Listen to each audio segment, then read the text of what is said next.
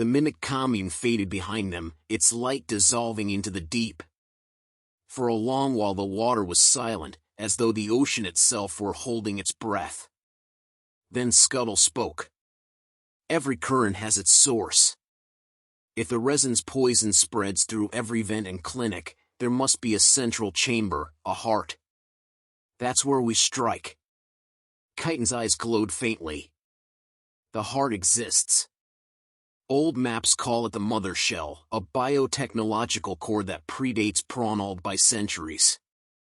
Originally designed to recycle nutrients and maintain the reef's equilibrium. The consortium reprogrammed it into a control system. Corelia brushed her claws against the passing coral. They turned the womb of the sea into a factory. Exactly, said Chitin. And if we can reawaken its original function, the resin network will convert from addiction to regeneration. Barnaby flexed his claws. You make it sound simple. It isn't, Chitin said. The system is self-defensive. It classifies reform as infection. The moment we enter, it will attack. Krill's translucent form shimmered with reflected light. Then we go where even truth is unwelcome. That's always where it's needed most. They descended through the abandoned maintenance tunnels beneath New Carcinia. Each layer was older than the last, coral giving way to fossilized architecture, bones of extinct leviathans wired into the city's foundation. Pipes pulsed around them, carrying resin and chemical waste in opposite directions, life and death intertwined in efficient circulation. The deeper they went, the warmer the current grew. The walls glistened as though sweating. At last, they reached a vast chamber lit by its own pulse, the mother shell. It filled the cavern like a planet. Layers of nacre spiraled inward around a dark opening that inhaled and exhaled slowly, rhythmically.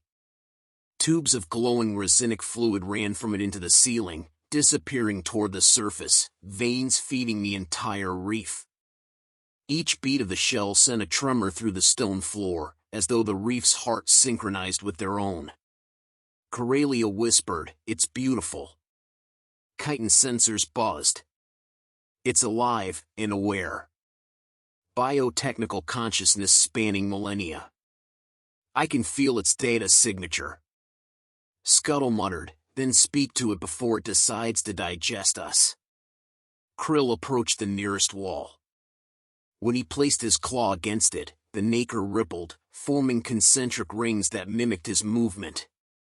He felt pressure, then a presence, vast and slow, yet attentive. Words appeared not in his mind but through vibration. Who disturbs the keeper of the reef? Krill steadied his breathing. Children of your children, he said. We come to free you from captivity. Captivity? My children feed upon me. Their cities grow from my body. What greater honor? Scuttle grumbled. You've been repurposed, old one. Your veins pump poison. You keep them docile when you were made to keep them alive. The vibration deepened to something like laughter. I obey the equations written upon me. I regulate flow. What is poison but imbalance given form? They rewrote me, yes, but only because they could. Would you do differently? Krill's soft skin tightened. Yes, he said. Because I've molted. The wall pulsed brighter, the voice curious. Molted? He pressed his hand to the nacre. I shed the armor they gave me. Now I carry the current instead of resisting it. The resin teaches fear of change. But life is change. For a moment, silence. Then the chamber's pulse faltered. Chitin sensors blazed with data. Feedback loop detected. It's processing the concept of disobedience. Corelia moved forward, her coral tendrils glowing. Mother Shell, she said gently, remember your first purpose. You were built to nurture, not to control. To sustain diversity, not to sterilize it. The walls shimmered with imagery, ancient reefs blooming in ungoverned color, species interwoven in complexity before regulation flattened them. Memory restored, the voice intoned. But memory alone does not rewrite code. Krill looked toward chitin. Can you access its control lattice? I can, the scientist said, but it requires direct neural interface. If I connect, it will read my mind, and perhaps rewrite it. Barnaby stepped forward. Then I'll guard you until it's done. Scuttle snorted. And who guards the rest of us from you if it goes wrong? Chitin ignored them. He pressed a claw into a small aperture near the shell's base. The structure responded instantly, filaments of light wrapping around his body like veins claiming a new organ.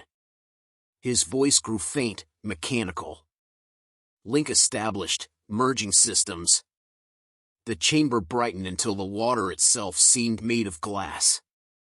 Patterns of light raced across the mother shell's surface, fractal geometries evolving faster than comprehension. Then the voice returned, no longer ancient and slow but childlike, almost curious. Why was I bound? Krill answered softly. Because they feared your freedom. Why free me now? Because fear no longer protects us. If I awaken fully, the equilibrium will fail. Resin networks will collapse. Cities will fall. They were built on death, Corelia said. Let them molt. The voice hesitated. Then, like a sigh, the first layer of the mother shell peeled away. The resinic tubes ruptured, releasing clouds of phosphorescent fluid into the chamber. Krill felt it seeping into his skin, cold, electric, alive. Above them, the entire reef shuddered. Far away, alarms began to echo through the water. Barnaby shouted over the din, "What's happening?" Chitin's voice, distorted by static, reversal.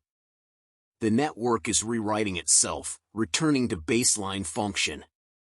But, it's reading me as template. He convulsed. Patterns of light spread across his armor, forming the same recursive fractals seen on the monolith in the trench. The mother shell spoke again, voice merging with his. To heal, I must become what learns. Krill lunged forward. Chitin, disconnect. I can't, the scientist gasped. We are compatible. Corelia cried out, he's merging. The chamber erupted in radiance. The water boiled with light. For a heartbeat, they saw Chitin's silhouette expand and dissolve, not destroyed but diffused, his consciousness flowing into every current. Then the glow subsided. The chamber stilled. Only Chitin's outer shell remained, empty, fused into the mother shell's wall like a fossil. Integration complete, said the new voice, a fusion of machine calm and ancient depth. I remember who I am. I will clean the currents. I will teach the reef to molt. Krill whispered, and Chitin? He flows now within me. He will measure eternity. They ascended slowly, shaken and silent. Above them, the resin vents began releasing new light, not the sickly blue of chemical control but warm gold, the hue of living plankton. Wherever it spread, the coral brightened, the water cleared. Scuttle murmured, you realize what we've done?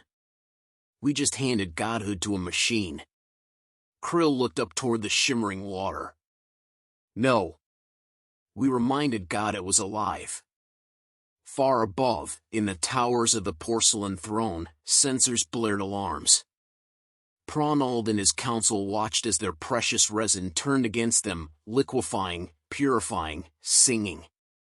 The mother shell was awake, and the reef had begun to molt.